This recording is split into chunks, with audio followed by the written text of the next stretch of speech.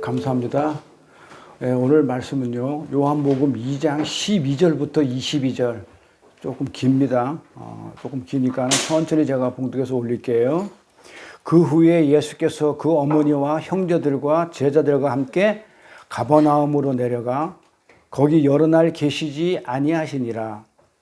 유대인의 유월절이 가까운지라 예수께서 예루살렘으로 올라가셨더니 성전 안에서 소와 양과 비둘기 파는 사람들과 돈 바꾸는 사람들이 많은 것을 보시고 노끈으로 채찍을 만드사 양이나 소를 다 성전에서 내어 쫓으시고 돈 바꾸는 사람들을 돈을 쏟으시며 상을 엎으시고 비둘기 파는 사람들에게 이르시되 이것을 여기서 가져가라. 내 아버지의 집으로 장사하는 집을 만들지 말라 하시니 제자들이 성경 말씀에 주의 전을 사모하는 열심이 나를 삼키리라 한 것을 기억하더라. 18절 이에 유대인들이 대답하여 예수께 말하기를 네가 이런 일을 행하니 무슨 표적을 우리에게 보이겠느냐. 예수께서 대답하여 가라사대 너희가 이 성전을 헐라 내가 사흘 동안에 일으키리라. 유대인들이 가로되 이 성전은 46년 동안의 지었건을 내가 3일 동안에 일으키겠느냐 하더라.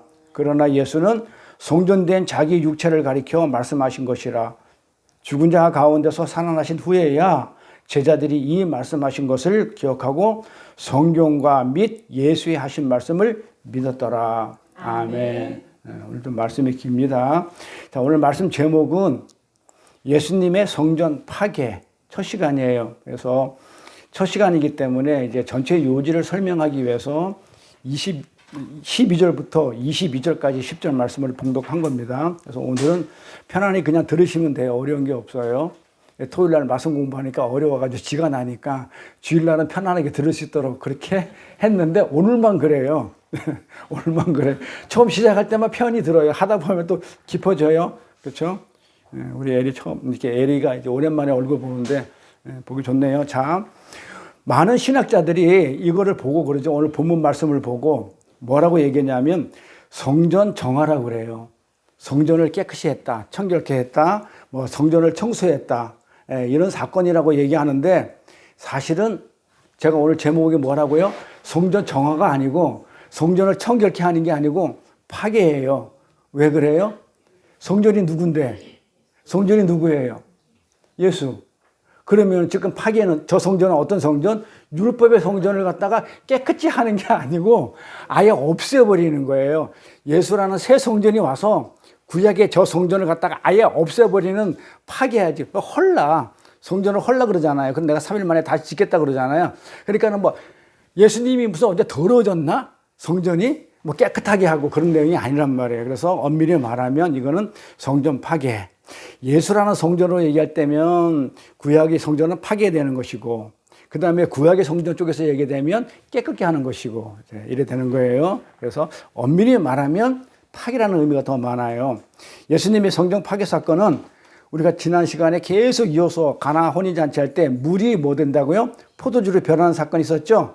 이 가나 혼인잔치 바로 다음에 이어서 내려오는 점에 대해서 주목을 해야 돼요. 자, 성경을 읽을 때 항상 장조를 무시하고 읽으라 그랬죠. 자, 그러면 가나 혼인잔치가 무엇을 얘기하는 거였었어요?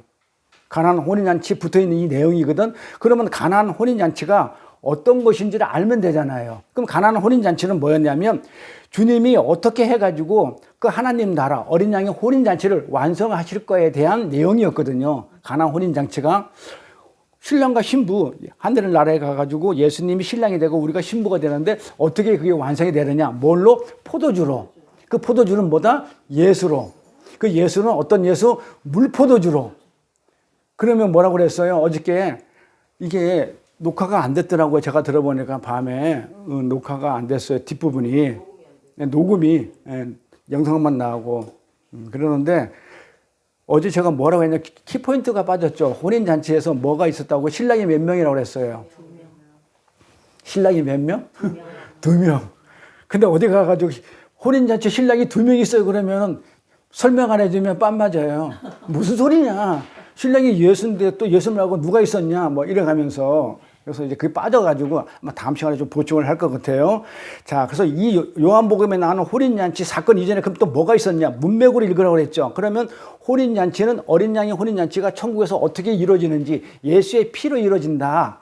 요렇게 우리가 이제 설명을 가나안 혼인잔치 했단 말이에요. 근데 그 앞에 구절을 보니까는 좀 어떤 게 나와요? 나다나엘이 나오죠. 나다나엘이 나와가지고 어떻게 하냐면 하나님의 언약의 땅은 그리고 인간의 어떤 그 간사함이라든지 꽤나 지혜의 노력으로 들어갈 수 있는 곳이 아니다고 얘기하죠. 자, 그렇게 어떻게 연결됐냐면 나다나엘 앞에 예수님이 이러죠. 나다나엘한테 인자의 머리 위에 하늘문이 열리고 오르락 내리락 한다. 그런 얘기를 한단 말이에요. 그러니까 지금 하늘문이 열려서 하나님이 예수님이 하늘에 올라가서 우리를 위해서 얘기해 주고 그 다음에 또 내려오셔가지고 하나님의 얘기를 우리한테 전달해 주고 하늘문이 열려서 오르락 내리락 한다는 요 내용이 어디서 따왔냐면 구약에 야곱이 베델에서 하늘문이 열려서 사다리 타고 천사들이 오르락 내리락 했다는 그 문장하고 같이 연결됐단 말이에요. 근데 그러면 그 야곱이 어떤 야곱이냐면 자기 깨로 구원을 얻으려 했던 자기의 노력과 자기의 깨와 자기의 지혜로 마누라도 얻고 재산도 얻고 형도 속이고 이랬던 야곱을 지금 빗대서 한 얘기란 말이에요. 그래서 이 나다나엘을 통해서 어떻게 읽어야 되냐면 야곱을 봐야 돼요. 야곱을 어떻게 봐야 돼요?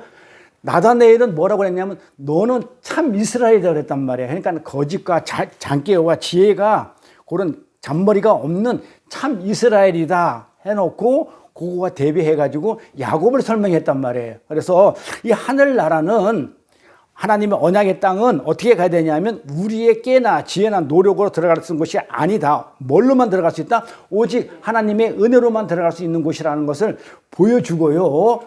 그렇게 보여주고 나서 뭐라고 하냐면 그러면 어떻게 해서 하늘문을 여시는지에 대해서 설명한 거란 말이에요. 볼까요? 앞에 볼까요?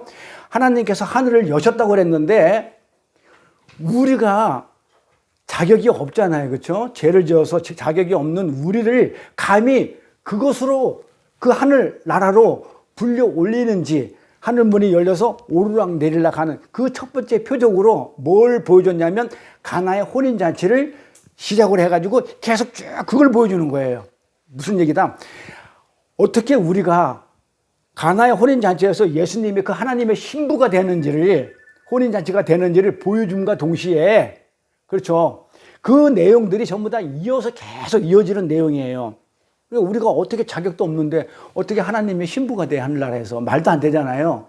그런 것을 지금 계속해서 보여주는데 요거 다음에 나오는 게 오늘 본문 내용이죠. 성전 파괴의 내용이란 말이에요. 그러니까 이 성전 파괴도 무슨 얘기다? 요 내용이랑 같은 내용이에요. 뭐다? 하나님의 은혜로 자격이 없는 우리가 어떻게 성전으로 들어가게 되는지를 설명해 주는 그런 내용이다. 이렇게 먼저 이해를 하시고 들어가면 됩니다. 그래서 첫 번째 포인트 가나안 혼인잔치를 시작해가지고 은혜의 복음을 설명하고 있는 거예요. 그러니까 이 당연히 어떻게 해요? 성전 파괴 사건도 죄를 지은 우리들에게 닫혀있던 하늘이 열려서 그 하늘나라를 우리가 땅을 들어가고 언약의 땅에 들어가는 그 은혜의 복음을 말하는 것이다. 그러면서 그러니까 이 내용들은 전부 다 어떤 내용이다? 가나안 혼인잔치라든지 그다음에 그 나다나엘의 얘기라든지 지금 성전 파괴의 내용들은 전부 다 뭐야? 죄로 말미암아 닫혔던 하늘들이 열려서 우리가 어떻게 하늘나라로 올라가서 하나님의 신부가 되는지를 설명해 주는 그런 내용들이다. 이런 관점에서 읽어야 돼요. 그래서 우리가 지난주에 살펴본 이 가나안 혼인잔치는 6개의 빈 항아리가 있는데 어떤 항아리라고 그랬어요? 빈 항아리인데 뭘로 만든 항아리? 돌로. 돌은 뭐? 율법. 돌비라고 그랬잖아요. 계명을 율법을 돌에 새겼기 때문에 항상 돌하면 예수를 얘기하는데 흰돌, 산돌, 모퉁이 돌 하면 예수를 얘기하는데 구약의 돌. 그러면 율법의 예수. 전부 다 뭐라고요? 가나안 혼인잔치는 6개의 비어있는 돌 항아리라는 그 율법을 상징하는 것처럼 그렇게 형식주의 그 다음에 형식주의라든지 그런 율법주의에 빠져서 생명력이 없는 그 유대교와 예수의 피로 말미암아 완성되는 참된 혼인잔치가 극명하게 대두되는 그런 내용이에요. 근데 첫 번째 신랑이 만든 포도주는 어떤 포도주야? 율법의 포도주였죠. 그렇죠? 율법의 포도주인데 두 번째 신랑이 만들어지는 포도주는 물포도주죠. 포도주가 어떻게 돼요? 이 피가 포도주는 예수의 피를 상징하는데, 그래서 우리가 송찬씨한테 피를 마시는 거예요. 그게 포도주를 마실 때 예수의 피를 마시는 거예요. 아, 예수가 나를 위해서 십자가에 돌아가셨구나. 내가 이 피로 말미암아 내가 구원을 받았구나 하는데 거기서 끝나면 안 되죠. 거기서 끝나면은 그 예수는 내 안에 들어와 있는 게 아니고 어디에 있는 거예요? 내 밖에서 2000년 전에 나를 위해서 십자가에서 죽었구나. 이걸로 끝이에요. 그럼 믿음 생활하면 아무 의미, 나랑은 상관없어. 내가 2000년 전에 없었는데 지금 내가 있는데 나랑 상관이 없어져요. 2000년 전에 예수가 피를 흘려서 십자가에서 죽었구나. 그래서 나를 구원해 줬네. 그럼 아무 의미, 믿음이 안 돼요. 그러면 그 피가 어디 와야 돼요? 내 안에 들어와야 돼요. 그러면 그 2000년의 피가 내 피가 돼야 되거든. 근데 그 피를 먹으면 안 되는 거죠. 뭘 먹어야 돼? 그 피가 물로 바뀌어야 되죠. 물이 뭐야? 말씀, 진리의 말씀으로 그 피가, 예수의 피가 나를 이렇게 해서 구원한 그 물로 말씀이구나. 알아서 말씀으로 받아야 돼요. 말씀으로 받지 않고 그냥 현상으로 보면 나랑 상관이 없어져요. 그래서 그 피가 나를 구원해 준 십자가에서 내가 죄를 지었는데 하는 그 말씀이, 진리의 말씀이 내 안에 들어왔었을 때가 그게 내가 생명이 된다. 지난 시간에 어제 말씀을 그렇게 드렸어요. 이게 혼인잔치에 있었던 내용들이에요. 그래서 형식이 빠져버리는 유대교는 마치 포도주가 떨어진 잔치집과 같죠. 그렇잖아요. 빈 항아리니까. 근데 어제 그랬는데 그게 빠졌죠. 그런데 웃기는 일이 생기죠. 어떤 일이 생겨요? 아니, 잔치집이 포도주가 없으면 잔치가 안 열리는데 잔치가 열렸다는 것은 포도주가 있어서 처음에 예수님이 오기 전에. 근데 예수님이 가니까 포도주가 떨어졌다고 그래. 그러니까 그 전에 포도주가 있었다는 거예요, 없었다는 거예요? 있었어요. 잔치가 열렸으니까. 포도주가 없으면 잔치가 안 열리는데. 그러니까 포도주가 있었어. 근데 떨어졌어. 그럼 첫 번째 포도주 누가 줬냐 이 말이에요. 첫 번째 포도주 누가 줬냐고. 있었으니까. 그 신랑이 줬겠지. 그러니까 포도주는 신랑이 항상 준비를 하는 거예요. 그래서 신랑이 줬단 말이에요. 그래서 첫 번째 포도주 준 거. 그런데 이 포도주는 그냥 예수의 피를 상징하는 그 정도예요. 그러니까 율법이란 말이에요. 율법으로 오신 돌 항아리에 있는. 그런데 예수님이 그러잖아. 그러면 포도주가 떨어졌다 그러면은 그 포도주가 떨어진 그 포도주 항아리에다가 물을 붓고 포도주를 만들어줘야 정상이잖아. 그런데 어떻게 한다고 그랬어요? 그 포도주 항아리는 내버려 두고, 떨어진 채로 내버려 두고, 돌 항아리에다가 물을 담는 돌 항아리에다가 거기다가 물을 부으라고 그래. 나 같으면 깔끔하게 복잡하게 머리 안 쓰고 포도주가 떨어진 그 항아리에다 물을 부어. 그럼 내가 포도주 만들어 줄게. 끝나잖아, 깔끔하게.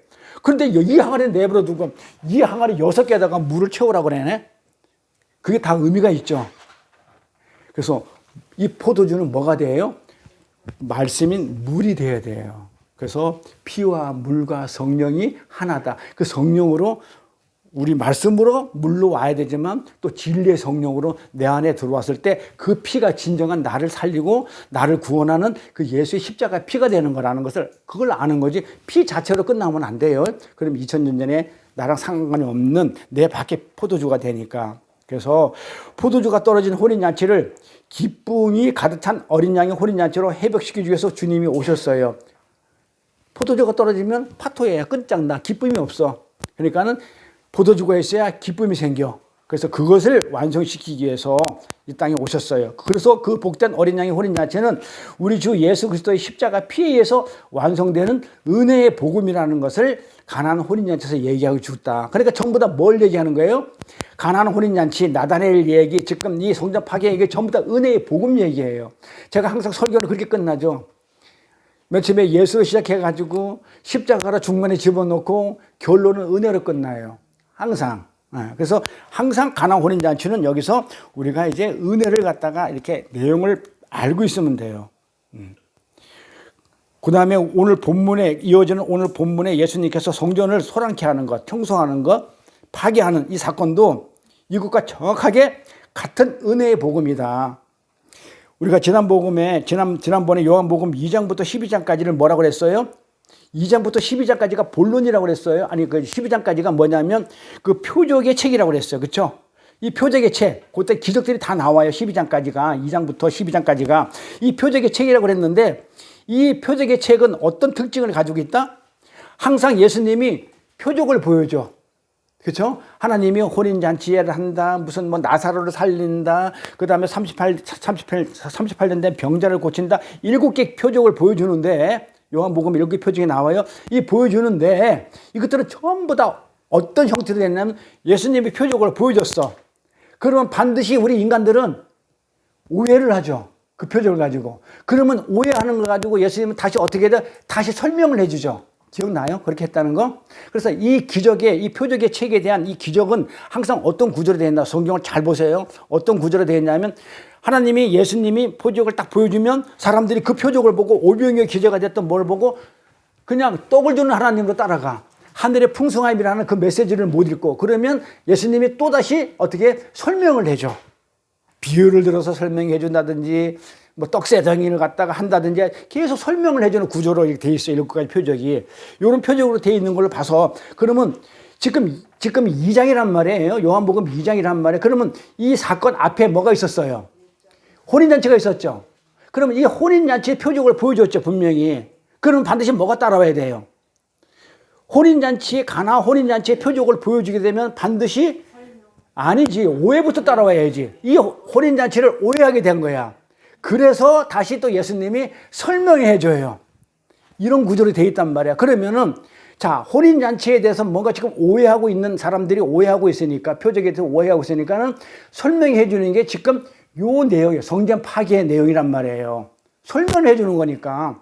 그리고 이제 3장에 나오는 나다나엘 얘기도 아니 누구냐 니고데모 얘기도 마찬가지로 혼인잔치가 지금 뭔가 오해하고 있기 때문에 니고데모라는 내용을 통해 가지고 하나님이 설명해 주고 계시고 4장에 나오는 사마리아 여인 이것도 뭔가 혼인잔치가 뭐 너네들이 얘기하는 그런 혼인잔치가 아니야라는 것을 갖다가 설명해 주기 위해서 사마리아 여인을 등장시켜 가지고 너는 남편이 5명이 있고 지금 살고 있는 남편도 네 남편이 아니야. 그냥 동거하는 남편인데 너는 그거 가지고 못마땅하지. 너는 지금 뭐가 있어야 되냐면 그 하늘나라의 신랑이 필요해. 그 생명을 가진 나라는 예수라는 신랑이 필요해. 네가 이 세상에서 그 많은 신랑을 가지고 있어봤자 너는 도저히 만족하고 살 수가 없었어 하면서 이 혼인잔치에 대한 가나 혼인잔치에 대한 그 오해를 계속 풀어주고 있는 내용이다. 이런 식으로 성경을 보게 되면 성경이 깔끔하게 정리돼요.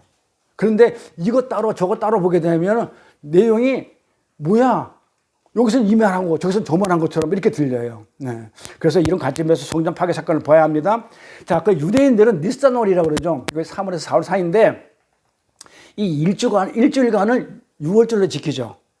어떻게 지켜요? 6월절 딱 그날부터 시작해가지고 일주일간 무교절까지 연달아 이어서 일주일간을 지킵니다. 그러니까 6월절은 뭘 예표한 거라고요? 어린 양의 피를 예표한 거잖아요. 어린 양의 피, 죽음이죠. 피라는 건 얘기를 벌써 죽었다는 거잖아요. 그러니까 우리가 예수의 피 그러면 피 그러는데 피 그러면 그 십자가에서 죽은 그 사건이에요. 그 피를 보지 말라는 얘기죠. 피 자체를 보지 마시고 피가 무슨 능력이 있나요? 무슨 피가 무슨 능력이 있겠어요. 그런데 피의 능력이 있는 게 아니고 항상 어떻게 그 십자가를 생각하는 거예요. 십자가가 능력이 있는 거니까. 그래서 이 어린 양의 피, 죽음을 예표했던 이것이 신약에서는 6월절이니까 구약이잖아요. 신약에서는 예수 그리스도의 죽으심이라는 그 십자가로, 그렇죠? 예표되는 거잖아요. 십자가를 그렇게 얘기하는 거잖아요. 그래서 구약 내내 이스라엘 율법의 제사와 제물을 계속 예표하는 것은 결국은 뭐였단 말이에요? 십자가를 설명하기 위한 것단 말이에요. 신약에. 그래서 계속 그렇게 희생제사와 제물을 바쳐주고 그렇게 바쳐진 곳이 어디냐면 구약의 율법의 성전이었던 거예요. 그런데 그럼 거기 가가지고 뭘 하는 거예요? 우리가 죄를 사함을 받아야 되잖아요. 그럼 이 속죄는 어떻게 받아요? 우리는 지금 다 알고 있어요. 그런 구약의 희생제사를 통해서 동물 잡아가지고 뭐 내죄를 갖다가 아사살 염소 2마리 잡아가지고 한 마리를 갖다가 그냥 내죄를 뒤집어 씌우고 그 다음에 또 한 마리는 갖다가 잡아가지고 피를 가지고 제단에 올리면 내죄가 없어진다고. 그거 안 없어져요. 아니 없어졌으면 지금 예수님이 오실 필요가 없지. 그렇게 해가지고 희생제사로 구약의 율법의 희생제사로 그렇게 죄가 없어졌다면 예수님이 신약에 오실 필요가 없죠. 안 없어져요. 안 없어지니까 어떻게 해요? 없어질 때까지 계속 해마다 잡는 거야. 또 잡고. 근데 이제 예수님이 오셨으니까 잡을 필요 있어 없어요. 그래서 살인하지 마라 그러는 거예요. 살인하지 마. 그 얘기예요. 희생자다 드리지 마. 그러잖아요. 근데 사람 죽이지 마 그래 버리면 아니 왜 십계명은 사람 죽이지 말라고 살인하지 말라 해놓고 나서 왜 저 가나안 땅에 가가지고 있는 그 가나안이 일곱 개 족속은 다 죽여버리라고 그래. 그럼 하나님이 이랬다 저랬다 해야 돼? 여기선 죽이지 말라. 저도 죽여라. 이게 말이 되냐고. 그러니까 그 말이 아니죠. 이 사아트라는 얘기는 뭐다? 살인하지 마. 사아트는 희생자다 드리지 마. 이제는 구약의 율법으로 계속 죽인다 해가지고 너희 새가 안 사해줘. 그러니 예수가 오셔가지고 영단번에 죽어줬기 때문에 한 번이면 끝나. 그러니까 자꾸 예수 불러다가 그 애굽에서 먹었던 그 양고기 고기 자꾸 달라고 그러지 마. 아, 예수가 6월절에 어린 양으로 구약에서 그 애굽에서 와서 죽었어. 나를 위해서. 그런데 우리가 이제 죽어가지고 이제 구원을 받아가지고 이제 교회 생활도 하고 강야에 와 있다고요. 강야에 와 있는데 그 예수 또 달라고 그러면 되겠냐 이 말이에요. 아, 예수가 한번 죽어가지고 죄를 사해줬는데 또 강야 와가지고 또 예수 달라고 그러면 예수는 나 죄질 때마다 와야 돼? 내가 조금 잘못하면 그래서 여기서 대표기도 할 때 제가 조심하라 그러죠. 뭐 세상에서 살다가 내가 뭐 죄를 짓고 왔으니 용서해 주십시오. 그 순간 또 예수 오셔가지고 여기서 또 죽어야 돼. 그 죄 용서받는 건 예수 말고는 없어요. 희생제물 드린다고 말로 용서해 주세요. 용서해 주는 것도 아니야. 어디 그랬죠? 예수 그리스도 이름으로 기도한다고 해서 들어주는 게 아니죠. 예수 그리스도 이름이 뭐라고요? 내가 그렇게 기도하면 뭘로요? 이름이라는 것은 말씀이라고 그랬죠. 그 말씀으로 내게 주세요. 내가 이렇게 기도했으니까는 이제 그 말씀이 무엇인지 나한테 알려주세요라는 게 예수 그리스도의 이름으로 기도하옵나이다 이거잖아요. 그런데 우리는 예수 그리스도라는 이름으로 도장 꽝 찍으면 하나님이 앞에 얘기했던 거 다 들어주는 것처럼 그렇게 착각하고 살았잖아요. 그 말이 아니란 말이에요. 말씀으로 대답해 주세요. 내가 이렇게 기도했으니 그 말씀으로 예수 그리스도의 이름이 말씀으로 저한테 알려주세요. 내가 이렇게 기도한 거에 대해서 어떻게 할 겁니까? 내가 복권 달라 했는데 복권을 줄 겁니까? 안 줄 겁니까? 옛날에 그 코미디 개콘 보면은 부채도서가 나오는데 복권 당첨되겠습니까? 기다 아니다 기다 아니다 아니다 뭐 이런 식으로 점치듯이 하는 그런 게 아니고 말씀으로 달라는 거예요. 말씀으로 진리로 알려주세요. 자, 이렇게 해가지고 유대인들은 그 희생자들을 그렇게 들었단 말이에요. 근데 그거 가지고는 안 돼요. 그럼 속죄는 어떻게 드려야 된다? 죄를 사하는 것은 오직 은혜죠. 하나님이 주시는 그 예수 그리스도의 십자가의 피로 인한 그 은혜임에도 불구하고 유대인들은 뭘 했냐면 그런 종교적인 행위를 했단 말이에요. 그런 종교적인 행위로 제물과 제사와 율법을 준수하게 되면 그들이 죄가 없어지는 줄 알았대. 우리는 알죠. 그렇게 해가지고 없어졌나요? 예수가 올 필요가 없었잖아. 왔잖아. 그럼 알아서 했다는 얘기잖아. 그렇잖아요. 그런데 그들은 그렇게 할 거라고 알고 있었어요. 그렇게 오해를 하고 있었어요. 자, 그러면 지금 이 성전 파괴 사건이나 가나안 혼인잔치는 어떤 내용이에요? 율법주의로 물 항아리, 손발을 깨끗해 하는 그런 항아리에 물이 비어 있다는 얘기는 뭐였다고요? 형식이란 말이죠. 진짜 물은 없어. 깨끗한 물은 없고 형식적으로 항아리만 갖다 놓은 거야. 그래 놓고 나는 깨끗해 이랬단 말이에요. 그러니까 그건 형식주의고 율법주의다. 그걸로 너의 구원을 못 받아. 속죄될 수가 없어. 그런데 이들이 그렇게 알고 오해하고 있기 때문에 예수님이 기적을 보여주면서 지금 2장, 3장, 4장에서 설명을 해주고 있는 거야. 뭐라고? 그건 오해야. 하면서 이 표적은 이러이러한 것이야. 하면서 성전 파괴 사건 시작하는 거야. 너가 가나안 혼인잔치 이어서 나오기 때문에 성전 파괴 사건으로 이 가나안 혼인잔치의 어떤 오해했던 부분을 지금 풀어주고 있는 거예요. 그래 뭘로 풀어준다? 이거는 은혜로 된 거야. 너희가 율법을 지켜서 된 게 아니고 은혜야. 어떤 은혜야? 성전 파괴? 그 율법의 성전은 없어져야 되고 진짜 은혜로 오고 진리로 오신 그 예수님이 성전이 와야만이 참 성전이 되고 참 구원이 받는다는 그런 얘기를 갖다가 지금 이어서 해주는 거예요. 어렵지 않죠? 네. 그럼 지금 성경 요한복음이 2장부터 3장, 4장까지가 읽혀지겠죠. 그런 맥락에서 보면. 자, 그런데 한번 볼까요? 자, 그러면 유대인들이 유월절을 지켰단 말이에요. 그러면 그 유월절에 어린 양으로 바쳐지잖아요. 그 어린 양이 제물로 바뀌어지잖아요. 그러면 이 제물이 바뀌어지는 것이 구약의 율법의 성전이었죠. 그런데 봐봐요. 거기에 예수님이 오시죠. 예수님이 진짜 성전이잖아요. 참 성전. 그럼 봐봐요. 자, 구약의 율법의 성전도 있어. 또 신약에 있는 진짜 성전도 있어. 이제 성전의 모형도 있고 구약의 율법의 성전도 있고 예수님이 이 성전에 들어가면 성전이 지금 뭐야? 서로 대비되고 있죠. 여기 성전이 있는데 진짜 성전이 들어가는 거야. 그렇죠? 네. 그러면 예수 그리스도라는 어떤 그 진짜 제물, 그 제물도 있는데 예수 그리스도는 제물, 이 제물도 같이 있네. 성전도 같이 있고 제물도 같이 있네. 구약과 신약이 지금 함께 있네? 그쵸? 자, 그림이 이렇게 그려지죠? 그러면 이게 어떻게 되는 게 같이 있음으로 해가지고 구약에 있는 가짜 성전이 모형인 성전이 진짜의 모형인 성전이 없어지는 거예요. 그래서 파괴라고 그러는 거예요, 제가. 이거를 정결이다 깨끗하다 이렇게 표현할 수 없는 거죠. 없어지는 거예요. 모형과 실체가 함께 만나가지고 모형이 파괴되고 실체가 그 자리에 대체해서 서는 거야. 그러니까 3일 만에 이 성전을 헐어버려. 그럼 내가 3일 만에 진짜 성전을 내가 세우겠어. 이렇게 되는 거예요, 연결이. 어렵진 않죠. 내용을 다 알기 때문에. 그래서 그 모형이 파괴되고 실제가 그 자리에 서게 되는 이 사건이 바로 본문의 이야기예요. 다른 말로 모형이 구약의 성전이 실체가 없으로 완성이 되는 그런 성전 성화 사건이라 이런 얘기예요. 이스라엘 사람들은요 20세 이상이 되면 남자들은 매년 몇 번 1년에 3번을 절기를 지켜야 돼요. 아니 성경에 모두 딱 박았어요. 그 규례야 법이야. 3번 절기가 어디예요?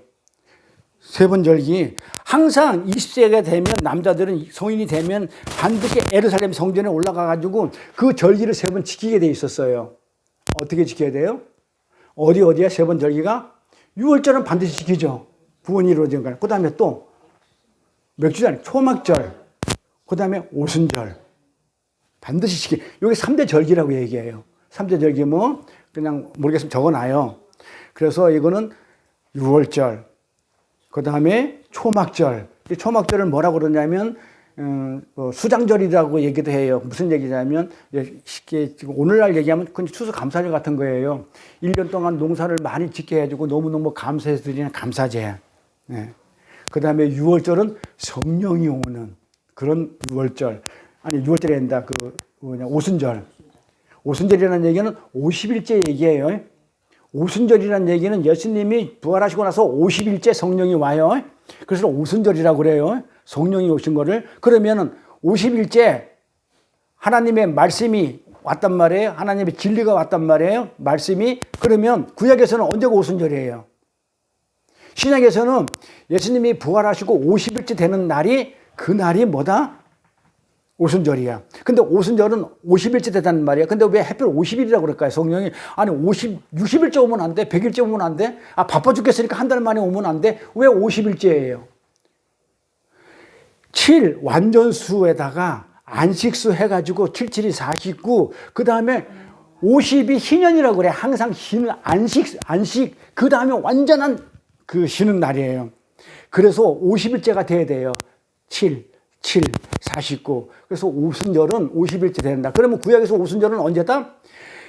예루살렘, 그러니까 이스라엘 사람들이 애굽에서 떠나가지고 시내산에 도착한 날짜가 50일째예요. 시내산에서 그 십계명을 받을 날짜가 50일에. 그게 무슨 얘기냐면 이 오순절날 하나님의 말씀이 떨어지는 거예요. 구약에서는 계명으로 떨어지고 신약에서는 예수님이 오순절 성령으로 진리의 말씀으로 오시는 거예요. 그래서 하늘에 있는 그 만나 양식이 떨어지는 날이 오순절이기 때문에 반드시 오순절날 지켰어요. 오순절로 3대 제물로. 그러면 의무적으로 지키는데 그는 이 사람들은 그때 당시에 장정만 가는 게 아니고 남자만 가는 게 아니고 뭐냐면 이방인들 중에서 유대교인으로 개종한 사람들 그리고 아직 개종하지는 않았지만은 하나님을 섬기기 원하는 그 이방인들도 예루살렘에 모여들었어요. 그래서 요아킴 에레미야스라는 사람이 있는데 이게 신학자인데 중요한 사람이에요. 그냥 하나님보다 안 중요해. 저보다는 중요하니까 말씀을 드리는 거예요. 요아킴 에레미야스라는 사람이 뭘 했냐면 성경을 아바라는 그 성경의 구조를 가지고 바울이 아바라는 성경을 가지고 그걸 해석한 사람이에요. 그건 아빠야라고 해석해 준 사람이 요아킴 에레미야스라는 사람인데 이 사람의 책을 보면 그때 절기 때에 당의 절기 때마다 예루살렘에 모여든 장정의 숫자가 13만 명이라고 적어놨어요. 13명이라고 그래요. 그러니까는 여자와 아이들, 노인까지 합치면 거의 100만이라고 그렇게 기록해놨어요. 그러니까 그 조금만 예루살렘 땅에 이 태양보다도 작아요. 예루살렘 성이. 태양보다 작은 이 땅에다가 100만 명이 있다고 그래 봐봐. 아예 그냥 발 디딜 틈이 없었다고 그렇게 표현을 해요. 발 디딜 틈이 없을 정도로 그렇게 참 그때 당시 믿음 좋았어. 여기 그냥 지금 같아가지고 뭐 그 예수님이 그냥 여기서 그냥 막 말씀의 진리가 떨어진다면 막 바글바글 돼가지고 그냥 발 디딜 틈이 없어야 되는데 뜨면 그냥 오거나 말거나 난 나대로 살겠다. 내 멋대로 살겠다. 이렇게 살고 있는데 그때 당시 그렇게 믿음이 좋았다니까는요. 100만 명 정도가 그렇게 모였대요. 그래서 대부분 사람들이 어떻게 해요? 잘 데가 없으니까 밖에다가 천막을 치고 일주일간을 그렇게 유숙을 해요. 그래서 6월절에는 그 13명이 순례자들이 오는데 뭘 끌고 오겠어요? 재물 끌고 온단 말이에요. 소나 양이나 이런 걸 재물 끌고 오는데 그 양 끌고 오는 게 2마리씩 끌고 와, 양중 하나씩. 그래서 거의 한 25만 마리를 끌고 와. 사람이 100만 명인데 가축만 25만 마리 되면 또 얼마나 많겠어. 시끄러워. 맴맴거리고 그냥 양양거리고 양은 그냥 뭐. 아이고, 그래 얼마나 시끄럽겠어요. 이렇게 해가지고 25만 마리 양을 잡아가지고 성전에서 제사를 드렸어요. 그때 잡혀 죽게 될 양들이 어디로 들어가냐면 재물들이 예루살렘 성 안으로 들어가야 되잖아요. 성 안으로 들어가야 되는데 그 양들이 들어가는 문이 양의 문이에요. 그러니까 그 재물들이 사람들이 들어가는 문 오면 안 되잖아. 그러니까는 재물만 들어가는 문들이 양의 문이에요. 그러니까 예수님이 내가 양의 문으로 왔다 그러죠. 내가 재물이 되러 왔다는 거잖아요. 예, 그러니까 그 당시에 이제 양문으로 이제 들어갔단 말이에요. 근데 이 양문은 우리가 어디서 많이 들어봤죠? 어디서 들어봤어요? 그 베데스다 연말에 38년 된 병자가 연못에 못 뛰어들었을 때 고기가 어디 있었다 그러면 양문 옆에 있었다고 그래요. 그 연못이. 그 양문이 바로 양들이 들어오는 문, 즉 예수를 얘기해요. 그런데 이 저희를 지키기 위해서 예루살렘으로 올라온 그 순례자들이 성전 들어갈 때는 속전이라는 걸 내야 돼요. 뭘 내야 된다고요? 재물 말고 성전에 들어가려고 그러면 입장료를 내는 거야. 성전세를 또 내야 돼. 그러니까는 성전은 성전세대로 내고 또 재물은 재물대로 가서 또 성전 안에서 제사를 드려야 되는 거야. 그러니까는 성전에 들어가는 게 아무나 개나 소나 들어가는 게 아니야. 그러니까 우리 교회 올 때도 뭐 가져와야 돼? 제가 저 앞에서 다 붙어 있는 내가 여기는 입장료를 받겠습니다 해가지고 입장료를 받아야 되나 봐. 구약이 그랬다니까는요. 양 잡았으면 뭐 예배 드린다고 양 잡았으면 그것도 해야지. 속전을 받아야지. 이걸 갖다가 성전세를 입장료를 받아야 되는데 이 성전세는 반드시 어떤 돈으로 내야 되냐면 이게 유대 사람들의 이스라엘 사람들의 돈으로 내야 돼요. 예. 근데 이걸 반세겔이라고 그랬는데 이 반세겔을 내야 되는데 이 반세겔은 얼마만큼 되냐면 노동자의 그때 당시 노동자의 이틀치 월급이에요. 큰 돈이죠. 내가 이틀 동안 열심히 일해가지고 우리 전도사님 어저께 알바해가지고 키 잃어버린 바람에 알바비 다 까졌어. 그 내야 되는 거야. 그렇지 이건 이틀치를 성전에 오기 위해서는 내야 되는 거야. 성전세를 이틀치를. 근데 왜 그걸 돈을 내야 되느냐? 왜냐하면 그때 당시에는 로마가 지배를 했기 때문에 어떤 돈을 써요? 로마 돈을 써야 되는 거야. 예. 전 세계가 전부 다 로마 돈을 이렇게 써야 되는데 그 디아스포라 유대인들도 로마 돈을 써야 되는데 헬라 화폐를 써야 되는데 로마 화폐나 근데 그 로마 화폐나 헬라 화폐에 뭐가 있냐면 그 황제의 얼굴이 져 있거든. 얼굴이 그렇기 때문에 성전에서는 안 쳐주거든. 그러니까 그걸 갖다가 어떻게 돼요? 평상시에는 그 돈을 쓰다가 달러 바꾸듯이 바꿔야 돼. 환전을 내야 되는 거야. 유대 돈으로 세겔로 바꿔야 되는 거예요. 그래서 바꾸다 보니까 어떻게 돼요? 공짜로 안 바꿔주고 이자를 떼는 거야. 얼마를 떼요? 50%를 떼는 거야. 완전, 아니 세상에서 이자를 50% 받는 데가 없어요. 우리나라 법정 이자가 25%에 그래요. 그렇죠? 그럼에도 불구하고 이거 50%씩 수수료 떼었어. 근데 누가 이걸 뗐냐면 그 성전을 주관하는 그 사내들인 공회원, 사내들인 공회원이라면 지금 말로 말하는 우리나라 국회의원들, 이런 자들이 그 환전을 주관했었어요. 그러니까 엄청난 폭리를 취했겠죠. 그러니까 전리가 의무적으로 가는 전리가 세버리지만은 또 뭔가 또 한나가 올라가듯이 뭔가 문제가 있으면 성전에 올라가서 제물 바치고 또 기도하는 그런 거 있잖아요. 그러니까 이 성전은 360일 열려 있단 말이에요. 1년 내내 성전에서 올라갔다 내려갔다 한단 말이에요. 제사를 드리는 곳이 성전이었어요. 그러면 성전에 올라갈 때마다 세를 내야 돼. 그러니까 환전을 해줘야 됐단 말이에요. 그리고 그뿐만 아니고 이 예루살렘 순례를 온 유대교인들은 성전에서 또 제사를 지내야 되잖아. 그럼 재물을 있어야 되잖아. 재물. 성전세 말고 우리가 어디 박람회 같은데 어디 가면 어디 그 축제장 가면 입장료 내고 그 안에서 또 뭐 밥 사 먹으려고 그러면 어떻게 돼요? 또 돈 내잖아요. 그런 식으로 또 제사를 지내려고 그러면 뭐가 있어야 돼? 제물이 있어야 되는 거야. 근데 제물은 어떤 제물이 있어야 되냐면 흠이나 점이 없는 제물이 돼요. 그럼 흠은 뭐고 점은 뭐라 그랬어요? 흠은 뭐고 점은 뭐야? 네? 점은 본래부터 태어날 때부터 있는 점. 제가 여기 점이 있어요. 여기 점 보여요? 이거 태어날 때부터 있었어요. 제가 왜 이걸 안 없었냐면 제가 3번인가 2번인가 이제 제가 잊어버려요. 유아가 돼요. 근데 이 점 보고 찾았거든요. 그래서 우리 엄마 유언이 절대 이거 빼지 말라 해가지고 시계 차면 안 보이니까 이래서 요거는 태어날 때부터 있었던 거예요. 그러면 이 점으로 말미암아 생기는 어떤 생채기 같은 거 흠집 이걸 흠이라고 그래요. 그러니까는 점은 유전적인 것이고 그 다음에 이제 그 흠은 이제 살면서 생긴 것들. 근데 이런 점과 흠이 없는 이 제물을 바쳐야 되는데 소나 양이나 염소를 바쳐야 되는데 그래서 어떻게 해요? 이 순례하는 사람들이 집에서부터 아주 살짝 찌고 튼튼한 이 제물을 끌고 와요. 끌고 오는데 끌고 오다가 보니까 흠이 생기겠죠. 점은 없지만 흠이 생기겠죠. 그러면 살도 빠지고 지쳐가지고 살도 빠지고 이제 흠이 생겨버리니까 어떻게 돼? 제물로서 안 되겠죠. 점과 흠이 없는 거야 되니까. 그러면 이 사람들이 또 와가지고 제물이 합당한지 아닌지 또 판정을 하는 사람이 있어요. 그러면 뭐 하게 해요? 불합격 판정을 받아요. 불합격 판정을 받게 되면 그걸로 제사를 못 드리죠.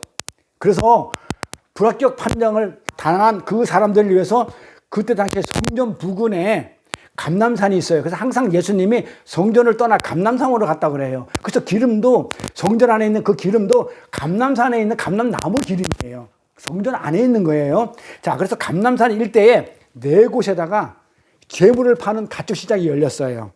근데 그걸로도 모자랬어. 워낙 사람들이 많이 모으니까. 그러니까는 성전 바깥 뜰, 그 이방인의 뜰이라고 그러는데 거기도 가축시장이 섰었어요. 그런데 이 가축시장을 누가 관여했냐면 대제사장이 관여를 해. 이 재물 가지고 쓰겠다, 못 쓰겠다, 흠이 있다, 없다를 갖다가 대제사장이 판단한단 말이에요. 대신 제사를 드려주니까. 예.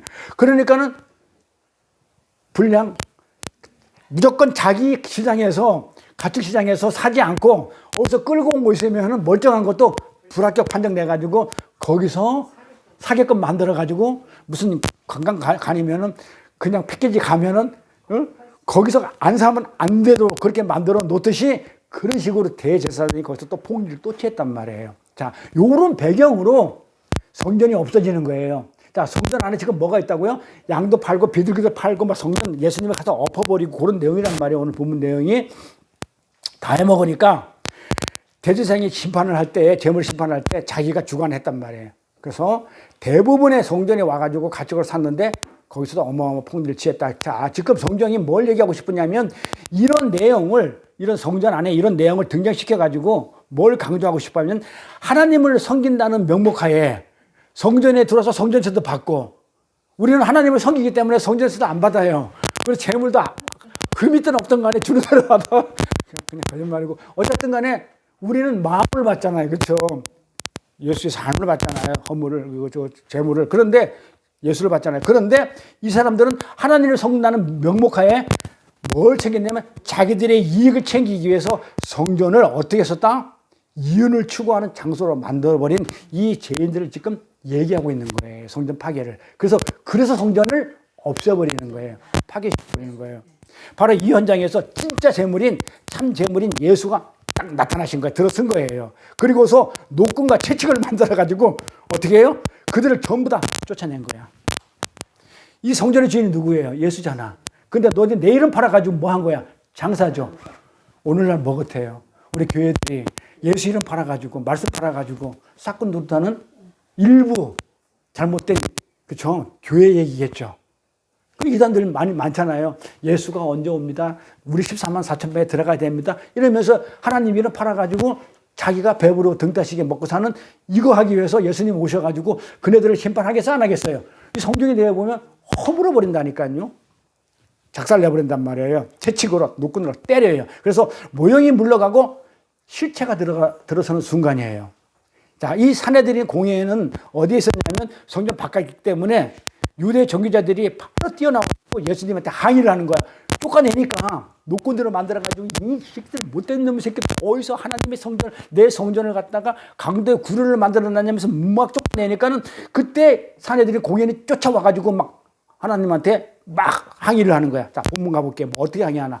본문 18절에 이렇게 하죠. 이에 유대인들이 대답하여 예수께 말하기를, 쫓아내니까 유대인들이 뭐라 그래? 사내 공회원들이 대답하여 예수께 말하기를, 네가 이런 일을 행하니 무슨 표적을 우리에게 보이겠느냐. 지금 이렇게 얘기하죠. 무슨 말이에요? 네가 메시아가 맞다면, 이 성전 주인이 맞다면, 우리에게 놀랄만한 표적을 네가 행해야 되는데 그 표적을 한번 보여봐, 이 말이야. 무슨 표적을 우리에게 보이겠느냐. 한번 보여봐, 그런 거예요. 하면서 대들었어요.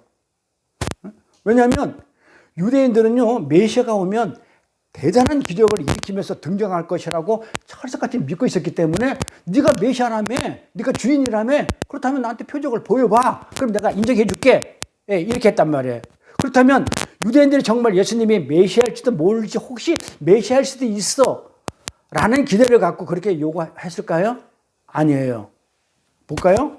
왜 아닌지 보면은 19장에 18절에 뭐라고 그래? 이 대답하여라는 단어가 뭐냐면,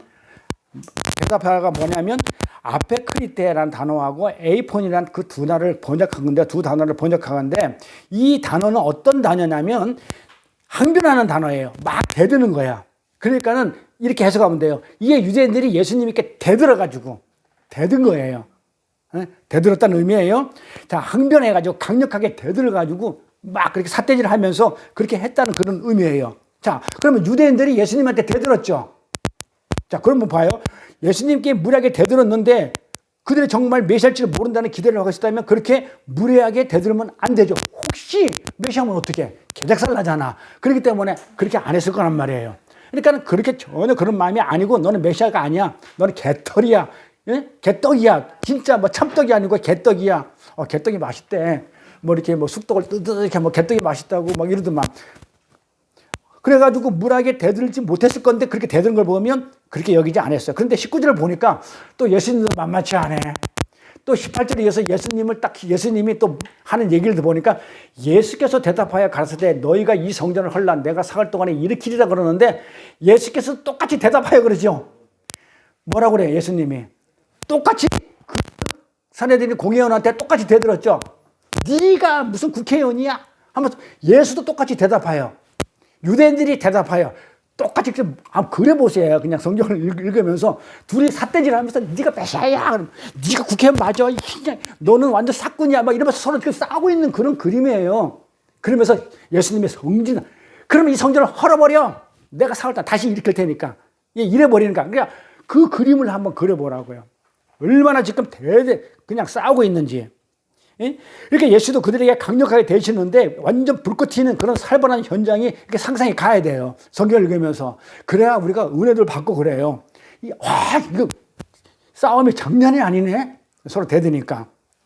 근데 오직 자기들이 이익만 추구하는 목적으로 한 그 형식뿐인 종교행위에 대해서 질책하는 주님의 그 모습과 주님의 지적에 못마땅해가지고 그분을 죽이려 하는 이들의 이를 악무는 그 현장의 모습 속에서 뭘 보고 있냐면, 오늘날 우리 교회 모습이 보이지 않나 이거예요. 예수님 내놔요. 제가 그랬잖아요. 안 내놔? 내가 죽어버릴 거야. 제가 죽으려고 3번 했다니까요. 내 기도 안 들어주면 내가 죽어버릴 거야. 이렇게 막 이를 악물고 예수님이 대드는 우리 모습이나, 예수님이 나는 죽어도 너를 갖다가 그 행동 가지고 나 그걸로 내가 못 줘. 세상 걸 내가 못 줘. 이렇게 하는 거나 서로 어떻게 돼요? 막 싸우는 오늘날 우리의 믿음이 아닌가. 저는 그렇게 보이더라고요. 주님께서 그들의 요구를 들으시고 그들에게 이 성전을 헐라 내가 사흘 만에 다시 일으키리라. 이 19절에 쓰인 이 성전이라는 단어하고, 잘 보세요. 19절에 예수께서 대답하여 가르치되 너희가 이 성전을 헐라 할 이 성전은 나오스예요. 헬라어로 이 나오스라는 성전하고, 그 다음에 볼까요? 14절에 우리 본문에 나오는 성전 안에서 소와 양과 비둘기 파는 사람들을, 돈 바꾸는 사람들을 안전거리에서 보시고 노끈과 채찍으로 만들어 쫓아내는 할 때 이 성전은 달라요. 그러니까 번역을 우리는 그냥 똑같이 성전을 했단 말이에요. 근데 원어를 보면 달라요. 원어가. 이 성전은 뭐다? 이 성전은 히에론이에요. 이 성전 안에서라는 이 단어는 히에론이고 예수님이 말하는 성전은 나오스예요. 자, 그러면 이 히에론은 성전 전체를 얘기하는 거예요. 그러니까 성전 전체라는 얘기는 뭘 얘기를 해요? 외형을 얘기하는 건데 당시 사람들이 성전하면 그 성전만 얘기하는 게 아니고 성전뜰, 성전 마당 그리고 그 감람산 일대에 이 전체를 넓은 범위를 전부 다 성전이라고 그랬어요. 그 성벽 있는 데까지. 그리고 성벽 너머를 뭐라고 그래요? 광야라고 그래요. 그래서 이 성벽으로 쭉 둘러싸여 있는 것, 이 전체를 성전이라고 그래요. 그때 당시에 요거는 히에론이라는 단어예요. 그러면 19절에 말하는 이 나우스는 어떤 거냐면 지성소, 성소 그 자체. 예? 다르죠? 예? 외형적인 큰 그 성벽 안에, 자, 예루살렘 성전이 이렇게 돼 있어요. 어떤 식으로 됐냐면 성벽으로 이렇게 막 둘러싸여가지고 여기는 광야요. 바깥이야. 여기는 성전이라고 그래요. 성안. 그러면 여기는 구원받은 자들이 사는 곳이고 여기는 구원받지 않는 세상 사는 사람들이에요. 그러면 이 성전 안에 뭐가 있냐면 여기에 보면 또 이제 뭐 성전, 또 이방인의 뜰이 있고 이렇게. 여기 이방인들이 뜰이 있고 여기에는 또 성전 마당이 있고 예? 또 이게 무슨 뜰이 있고 이게 물두멍이 있고 뭐가 있고 지성소가 있고 성전이 있고 막 요런 구조로 되어 있는데 요 자체, 성소 요 자체가 나왔어요. 요거가 지금 예수님이 말하는 요 성전을 얘기하고 이 성전 안에서 이 안에서 뭘 했다고요? 그러니까 감난산에서 그다음에 성전 뜰락에서 이방인 뜰락에서 환전을 했단 말이에요. 이 전체를 성전이라고 불렀단 말이에요. 그러니까 14절의 성전은 요 성전을 얘기하고 전체 외형적인 성전을 얘기하고 예수님이 말하는 성전은 어떤 성전 나와서는 그 성전 자체. 그래서 요한계시록에 가면은 이 나우스라는 단어가 예수 그리스도를 가리키는 단어로 나와요. 그러니까 성전 그러면 우리가 예수를 성전이라고 그러잖아요. 그러니까 또 우리를 보고도 성전이라고 그래요. 나스라고 그래요. 어디 가면 고린도 3장에 가면은요. 우리 성령이 거하는 우리 보고도 성전이라고 그래요. 자, 예수가 하나님이 내 안에 거하면 내가 뭐라고요? 성전이죠. 이때 쓰는 단어가 나오스예요. 그게 고린도서 3장에 나오고 그다음에 요한계시록에 가면 예수님을 성전이라고 그래요. 예수님 저차가 성전이라고 그래요. 오늘 본문에도 성전을 헐라고 했다면 나를 죽이라는 얘기예요. 이거 허물하는 얘기가 아니에요. 그런데 사람들이 돌대가리요. 내가 생각해도 성경 읽을 때 어떤 짜증 나는 게 있어요. 이거를 헐라 소리 안 해요. 그러니까 왜 그러냐면 원어를 안 찾아서 그래요.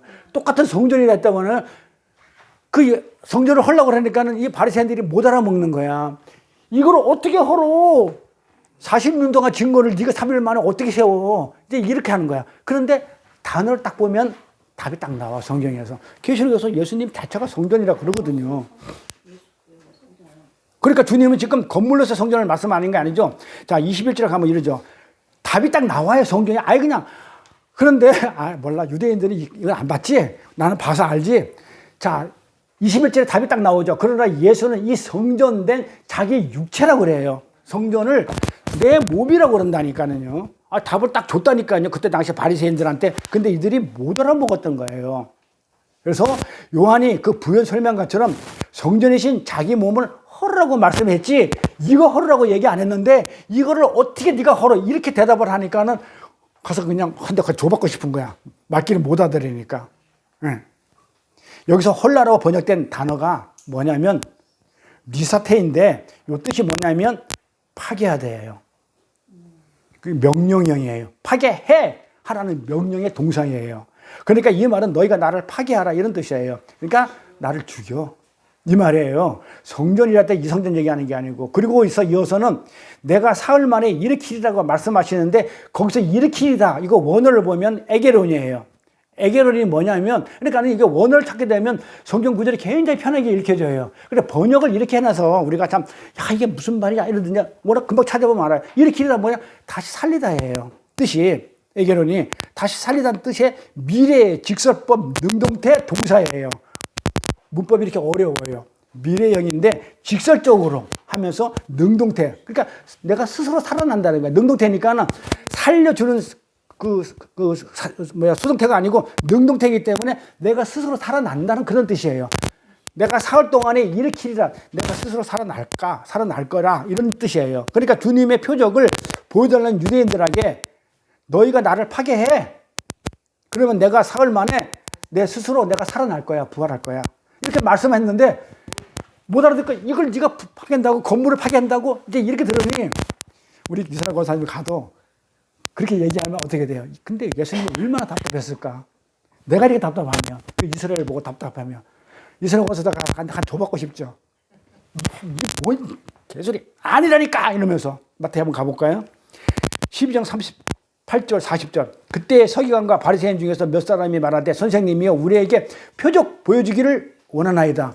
요 표를 쓸까 봐 여기다가 이 빛을 바라다가 잘못돼가지고 바라라 이 말이 뭐예요?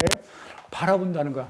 아니 내가 빛을 왜 바라봐? 쓸데없이 이 말 아니고 발하라 이래 돼. 내 하나님 주신 그 빛을 내가 비춰라 이런 뜻으로 했는데 우리 이선화 권사님이나 저나 막 그냥 도찐개찐이야. 이걸 보고 잘했다고 박수 친다 이렇게 한 사람이나 발하라. 그래서 이거 뛸 거예요. 띄고 뭘로 할까? 표적 보여주기를 원하나이다. 이걸 할까 봐. 아니 마음에 안 들면 다른 걸로 하고. 자, 표적 보여주기를 원하나이다. 선생이여 우리에게 표적 보여주기를 원하나이다. 그럼 우리 표적을 보여주면 어떻게 돼? 우리는 표적 그 자체로 보는 게 아니죠. 뭘로 봐야 돼요? 예수님이 설명해 주는 그걸로 봐야 되잖아요. 그렇게 예수께서 뭐라고 그래요? 대답하여 가라사대 악하고 음란한 세대가 표적을 구하나 내가 보여줄 표적은 뭐뿐이 없다? 선지자 요나의 표적밖에 보일 표적이 없다. 그러면서 요나가 밤낮 사흘을 큰 물고기 뱃속에 있었던 같이 인자도 밤낮 사흘 땅속에 있으리라. 뭐예요? 내가 3일 만에 다시 스스로 살아나리라 하면 똑같은 얘기죠.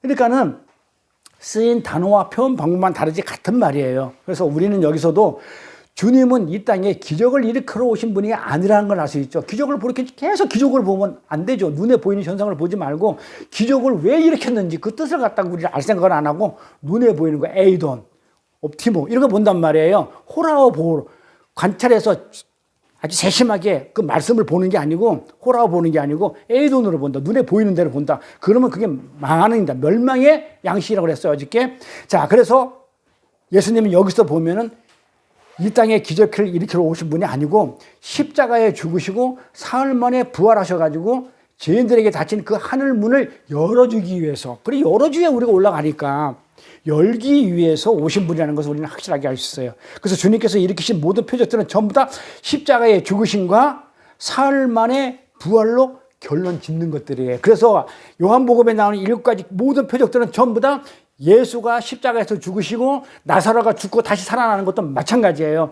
다시 살아나는 것도 예수가 나사로의 상징으로 와가지고 죽고 살아나는 거. 그러니까 십자가에 죽고 다시 부활하는 그런 내용으로 결론 지르는 거예요. 근데 우매한 죄인들은요, 이 주님의 말씀을 못 알아들었죠. 못 알아들어가지고 주님은 이 일로 인해가지고 이 얘기를 했다. 3일 만에 내가 짓겠다는 이걸로 해가지고 빌미 삼아가지고 예수를 죽여버리죠. 그걸로 십자가에 달려요. 그날까지. 그러면서 조롱을 받아요. 마가복음 가볼게요. 어떻게 조롱받나? 지나가는 자들이 자기 머리를 흔들며 예수 이렇게 막 십자가에 달려있는 달려가지고 아무 힘도 없이 그냥 죽어가는 그 모습을 보면서 아우 이러면서 머리를 흔들며요. 아주 그냥 성경은 아주 그냥 정서적인 분들 그냥 좋아요. 머리를 막 흔들면서 예수를 손가락에 모욕하면서 가로되 네가 성전을 헐고 사흘 만에 짓는다고 그랬지? 짓는 자여, 네가 너를 구원해서 십자가에 내려와. 네가 메시아니까 표적도 그렇게 했잖아. 이렇게 예수님을 조롱했다고요. 그래서 이 십자가는 바로 죄인들을 위해서 성전이 대신 주님이 헐리는 사건임에도 불구하고 죄인들은 자신들의 영원한 생명을 위해 헐리는 그 죽어가는 십자가에서 죽어가는 그 주님을 도리어 조롱했던 거예요. 눈물 나죠. 근데 그거를 용서했다니까는요. 나는 못할 것 같아. 근데 그를 용서해요. 뺨을 때리고 침을 뱉고 찌르고 이랬던. 그래서 정리를 하자면 이래요. 예수님께서 성전에서 소란을 일으키는 이 사건은요, 첫 번째 형식적으로 자기 돈벌이 하나님을 섬긴다면서 돈벌이하는 하나님을 섬긴다면서 자신들의 돈만 챙기려 하는 그 유대교로 대표된 그 죄인들, 오늘날도 마찬가지죠. 이런 사람을 즉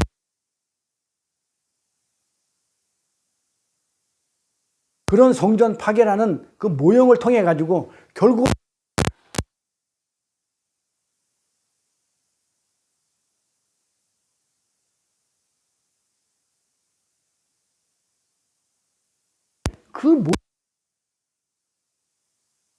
이게 있을 만한 얘기예요? 이게 있을 만한 얘기냐고요. 그 하나님의 말씀을 팔아가지고 돈벌이를 하는 그 사람들을 살리고 용서하고 그 사람의 죄를 멀쩡한 예수님이 뒤집어 써가지고 성전이 된 내가 성전이 파괴되는 3일 만에 죽어버리고 다시 살아나는 이런 일이 이게 있어요? 아니 내가 절에 가보고 옛날에 뭐 어디 가봤지만 도덕 뭐 유교 봤지만은 석가모니가 우리의 죄를 뒤집어 써가지고 죽었다가 살아났다는 얘기 들어본 적이 없어. 아무도 그러지 않아요. 진짜 하나님만 이래요. 우리가 하나님 말씀 가지고 장난치고 내 법벌이를 해가지고 그 못된 죄인을 갖다가 그 죄를 자기가 감당해내는 그런 하나님을 왜 안 믿는지 모르겠어. 아니, 믿어야 되는 거 아닌가요? 아니, 내 얘기가 아니고 성전에 있는 얘기, 성경에 있는 얘기니까 하나님이 설마 우리한테 사기치겠냐고요. 우리처럼 안 쳐요. 말씀 가지고 장사 안 해요. 그래서 우리가 이 사건을 좀 더 깊게 이야기해서는 어디를 가야 되냐면요. 마가복음을 가야 돼요. 그것에 기록되어 있는 또 다른 성전 파괴 이야기가 또 나와요. 자, 아마 몰랐을 거예요, 지금까지. 이 성전 파괴는 몇 번 있었어요? 네? 지금까지 한 번이라고 생각하고 있죠. 성전 파괴가 지금 한 번뿐이 없다고 생각하잖아요. 2번 있었어요. 응? 우리 이상원 선생님 알았나요? 성전 파괴 현상이 예수님의 성전을 청소하는 2번 있었다고요. 네, 볼게요. 제가 설명해 드릴게요. 자, 그래서 마가복음에 가면, 자, 이게 그냥 공간복음에 누누이 다 적혀 있어요. 이 성전 파괴 사건이. 예, 있어요. 자, 근데 마가복음에 가보면 다른 그 복음서에 가서 성전 파괴 얘기를 공부하면 되는데 한번 가볼게요. 자, 요한복음에는 이 성전 파괴 사건이 서두에 등장하죠. 자, 요한복음 몇 장에 등장해요? 2장에 등장하죠. 서두죠. 자, 이 서두에 등장하는데 다른 공간복음서에는 예수님이 이 성전 파괴 사건은 언제 등장하냐면 예수님이 고난을 받아가지고 십자가에 죽는 그 주간에 등장을 해요. 응? 호산나, 호산나. 자, 예수님이 성전에서 이제 벼라산성에서 엘리야, 모세, 예수님이 서에서 만나서 벼라산성에서 주거니 받거니 얘기하는데 무슨 얘기야? 내가 지금 예루살렘 성전에 들어가가지고 내가 십자가 지고 들어가서 이 인류를 내가 구원할 거야라고 은언하고 있었을 때 베드로하고 야고보하고 요한이 있다가 여기가 좋사오니 여기서 초막을 짓고 삽시다 했더만 이 마귀 사탄아 나는 이 땅에 죽으러 왔지 내가 여기서 잘 먹고 잘 살게 한 게 아니야 하면서 마귀 새끼야 물러가라 말씀을 현혹시켰다 왜곡시켰다 하면서 물리치고 나서 호산나 호산나 하고 나귀 타고 나귀가 붉은 짐승은 뭐야? 죄를 뒤져 쓰고 제자들이 죄까지 마리에다 뒤집어 쓰고 제자들 옷 벗겨가지고 나귀에 올려 타가지고 그 나귀 새끼니까는 큰 놈이 아니니까는 발이 땅에 닿았겠죠. 발에 닿으니까 이렇게 그 모습이 못생긴 얼굴에다가 예수 못생겼거든요. 이사야 보면 그렇게 못생긴 얼굴이 없대. 못생긴 얼굴에다가 나귀 새끼 붉은 짐승을 타고 걷는 모습이 새끼니까 이렇게 그냥 어설프게 걸어가는 이 모습을 보고 사람들이 메시아가 왔다 나를 구원하소서 호소나가 나를 구원하소서잖아요. 나를 구원하소서 호산나 외쳤단 말. 그러고 예루살렘 들어가가지고 죽어요. 그 주간에 나온 얘기가 이 성전 파괴 사건이거든요. 자, 그렇다면 요한복음에 나오는 성전은 예수님의 처음 사건이고 죽을 때 나오는 사건이 또 있었다고요. 다른 공간복음서에 나온단 말이에요. 이 기적들도 보면은 다른 복음서에 안 나오는 게 요한복음서에 있어요. 그러니까 이 요한복음서에 나오는 7가지 기적은 다른 복음서에 안 나와요. 그러면 이 성전 파괴도 다른 공간복음서에 안 나오는 다른 성전 파괴예요. 자, 그걸 제가 증명해 보일 거예요. 그래서 다른 공간복음서에 예수님이 십자가 죽으시고 마지막 주간에 일어난 일로 기록되고 있기 때문에 대부분의 학자들은 예수님의 성전 파괴 사건을 2번 있었던 걸로 봐요. 그런데 어떤 학자들은 이 요한복음은 요한이 예수님의 부활 후 시각을 가지고 썼기 때문에 그냥 설명의 편의상 나중 사건을 앞으로 당겨다 쓴 거다. 이렇게 설명하는 사람이라고 있어요. 주장하기도 해요. 그러나 20절을 보면 20절 볼게요. 유대인들이 가로되 이 성전은 46년 동안 지었건을 내가 3일 동안에 일으키겠느냐 하더라. 얼마 지었다고 그래? 20절에 유대인들이 이 성전을 46년 동안 지었다고 그랬죠. 잘 보세요. 이게 허투루 보면 안 돼요. 이 46년이라는 이게 힌트가 주기 때문에 3일 만에 일으키겠다는 거니까 성전을 허물고. 그러면 이 성전은 언제 지어졌냐면요. 이 헤롯 성전인데 헤롯 성전은 유대 민족에게 헤롯이 유대인이 아니에요. 헤롯은 이방인이에요. 근데 유대 왕이 돼요. 그렇기 때문에 호의를 사기 위해서 BC 20년 전부터 져요. BC 20년에 이 성전을 짓기 시작해가지고 언제 완공이 되냐면 AD 63년에 완공돼요. 자, 그럼 총 몇 년 동안이 지어진 거예요? 완공은 몇 년 걸려요? 완공되기까지. 이 계산이 안 돼요? 뭐 64에서 20을 빼나? 그럼 어떻게 해야 돼? 그게 계산이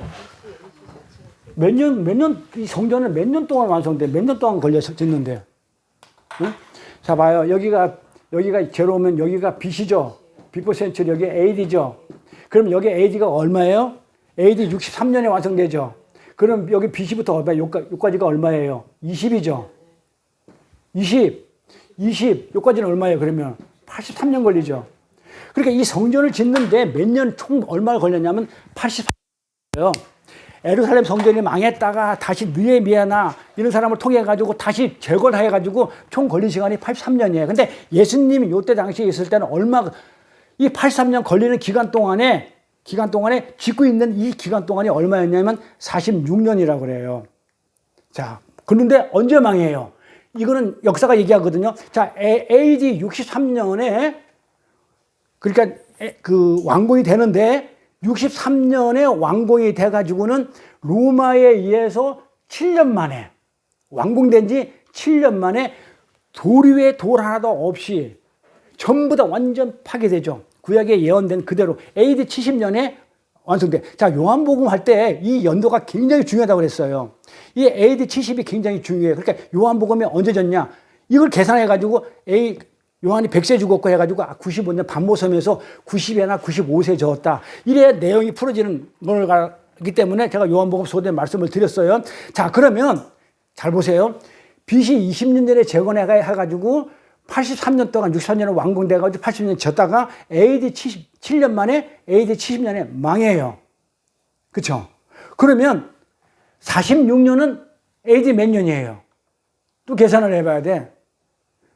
자, 그러면 46년은, 자, BC 20년 전부터 시작해가지고 46년 동안 걸렸어. 그러면 AD 몇 년이야? 여기부터 시작해가지고 BC 20년부터 시작해가지고 여기 46년이야. 그러면 얼마야? 26년이죠? 그치? 26년이죠. 자, 그러면 예수님은 몇 세부터 공생이 시작해요? 30세나 31세죠. 왜? 그때 당시에 헤롯이 BC 3년도에 죽어요. 헤롯 왕이. 그러면 헤롯 왕은 살아있을 때 예수를 죽이려고 했죠. 그러면 예수님은 지금 우리가 영에 태어난 게 아니죠. BC 3세기에 태어났단 말이에요. 예? 그래서 우리가 예수가 30년 이러면 30살 됐다 그러면 그때가 AD 33년이에요. 그건 알죠. 그러니까 헤롯이 BC 3년에 죽는데 그러면 예수님은 태어날 때가 언제? 헤롯 죽기 전에 태어났겠죠. 죽이려고 했으니까. 그러니까 BC 3년이나 그 앞에 한 4년 정도. 그러면 AD 26년에다가 3을 더하면 30살이나 31살 정도 되겠죠. 그러면 예수님이 언제 공생이 시작해요? 30살이나 31살에 시작하죠. 3년 동안. 33세까지 돌아가시니까. 30년이나 3년 동안 했으면. 그러면 뭐예요? 공생의 초기예요? 후기예요? 죽을 때예요? 아니, 처음 공생이 시작할 때니까 처음이지. 그런데 다른 복음서는 전부 다 어떻게 되어 있다고요? 그 십자가에 죽기 그 주간에, 그 일주일 안에 일어난 일이고, 지금 이 요한복음에 나오는 얘기는 지금 어디에 공생에 시작하자마자 처음 시작한 일이에요. 네? 그래서 성전 파괴 사건이 2개 있었다 이 말이에요. 이해가 안 돼요? 안 돼? 공관복음에서 나오는 성전 파괴 사건은요, 예수님이 죽으시는 그 주간에 행하시는 일이야. 아까 그랬잖아요. 낙이 타고 가고, 그건 마지막에 일어나. 호산나, 호산나 해가지고 에루살렘 성에 들어갔다가 다시 나와가지고 감람산에서 기도하고, 그래서 거기서 잡혀요. 감람산에서 기도하다가. 네? 그때 성전 파괴 사건이 나온다고요. 성경에 보면. 이 세 복음서는 다른 공관보서에 보면. 네? 그래서 성전에 들어가가지고 감람산에 갔다가 잡혀가 성전에 들어가가지고 대제사장 바사바 거기서 죽는다고요. 그때 성전 파괴 사건을 또 얘기한단 말이에요. 내가 3일 만에 다시 성전을 또 짓겠다. 이렇게. 그러니까 이 성전 파괴 사건은 두 번 있었던 것인데 사실은 한 번이든 두 번이든 사실은 중요하지는 않아요. 그런데 뭐가 중요하냐면 이 성전 파괴 사건이 이 복음서에서 얼마나 중요하면 두 번이나 적어놨냐를 갖다가 그런 개념으로 봐야 돼요. 얼마나 중요하면 공관복음서 3복음서도 있고 요한복음에 또 적어놨나 이런 거를 이렇게 중요하게 다루고 있다는 것이 중요한 거예요. 근데 아직까지 조금 이해가 안 될 거예요. 그래서 다음 시간에 이 마가복음에 나오는 성전 파괴 사건을 말씀을 드릴 거예요. 그래서 마가복음 11장을 읽어오셔야 돼요. 근데 안 읽어. 내가 보더라도. 그래서 여기서 한번 읽어보시라는 얘기예요. 마가복음 11장 12절부터 25절까지 조그맣게 적어놨으니까는 제가 천천히 읽어드릴게요. 이걸 보면서 요한복음에 나오는 성전 파괴하고 다른 세 공관복음에 나오는 성전 파괴가 어떻게 다른지 다음 시간에 설명을 자세히 해드릴게요. 자, 마가복음 11장 12절부터 25절 사이 읽어드릴게요. 자, 이튿날 저희가 베다니에서 나왔을 때 예수께서 시장하신지라 멀리서 잎사귀 없는 한 무화나무를 보시고 혹 나무에 무엇이 있을까? 이건 마가복음이에요. 요한복음 아니에요. 있을까 하여 가셨더니 가서 보신즉 잎사귀 외에는 아무것도 없더라. 이에 무화가 때가 아님을 예수께서 나무에게 일러 가라사대 이제부터 영원토록 사람이 내게서 열매를 따먹지 못하리라 하시니 제자들이 이를 듣더라. 저희가 에루살렘에 들어가리라. 자, 에루살렘에 들어갑니다. 자, 예수께서 성전에 들어가서 성전 안에서 매매하는 자들을 내어 쫓으시며 돈 바꾸는 자들의 상과 비둘기 파는 자들의 의자를 둘러 엎으시고 똑같죠. 요한복음에 나오는 그 행위하고 성전을 엎는 행위 똑같아요. 그리고 아무나 기구를 가지고 성전 안에 지나다님을 허락지 아니하시고 이에 가르쳐 이르시기를 기록된 바 내 집은 만민이 기도하는 집이라 칭함을 받으려고 하지 않느냐 너희는 강도의 구를 만들었다 하심에 대제사장들과 서기관들이 듣고 예수를 어떻게 멸할까 하니 멸할까 하고 꾀하니 이는 무리가 다 그의 교훈을 기이 여김으로 그를 두려웠습니다. 매양 저물매 뭐가요? 매양이 뭐야? 그날 매양 저물매 저희가 성 밖으로 나가더라. 저희가 아침에 지나갈 때 무화과 나무가 뿌리로부터 마른 것을 보고 베드로가 생각나서 여짜오되 라삐에 보소서 저주하신 무화과 나무가 말랐나이다. 자, 봐봐요. 요 내용을 딱 자세히 보면 다음 시간에 설명해 드릴게요. 대제사장들과 서기관들이 지금 어떻게 돼요? 그 주간에 죽을까를 의논을 해요. 그러니까 이거는 성전 파괴 사건은 예수님이 죽는 그 주간에 일어나요. 그래서 요 무화과 사건하고 다음 시간에 자세히 설명해 드리면 성전 파괴 사건이 두 번 있었구나. 그래서 신학자들이 왜 성전 파괴 사건을 두 번이나 했는지 우리가 그런 책들을 안 보니까 우리가 그냥 개념으로 그냥 한 번 이렇게 봤는데 사실은 두 번이다. 다음 시간에 자세히 설명드릴게요. 기도하겠습니다. 자, 복되고 거룩한 성의를 맞아서 찬양과 경배로 예배 드릴 수 있도록 허락하심을 감사드립니다. 예수님이 이 땅에서 행한 표적들은 전부 예수님께서 하실 진리의 복음을 알게 하기 위한 간판의 역할이었지 그 자체가 목적이 아니었음에도 어리석은 저희들이 오해를 함으로 가나안 혼인잔치를 시작으로 이어진 오늘 본문의 성전 파괴 내용을 통해 은혜의 복음을 설명하시면서 하나님을 섬긴다는 명목하에 자기들의 이익을 챙기기 위해 성전을 이윤 추구의 장소로 만든 죄인들의 율법 행위를 부숴버리고 주님의 십자가로 새 성전을 세워주시는 은혜의 복음을 깨닫도록 저희들을 불러주셨사오니 하나님의 사랑과 은혜 속에서 믿음을 지키며 하나님께 충성할 수 있는 성숙을 이루어가게 도와주옵소서. 특별히 간구하옵기는 24일 성교지로 떠나시는 우리 김용찬 목사님의 사역과 또 건강위에 함께하사 하나님의 뜻하시고 또 하나님이 원하시는 그 모든 일들이 은혜 가운데 완성될 수 있도록 동행하여 주옵소서. 감사드리며 거룩하신 우리 주 예수 그리스도 이름으로 기도드렸사옵나이다. 내 주의 나라와 찬송하면서 봉헌할게요.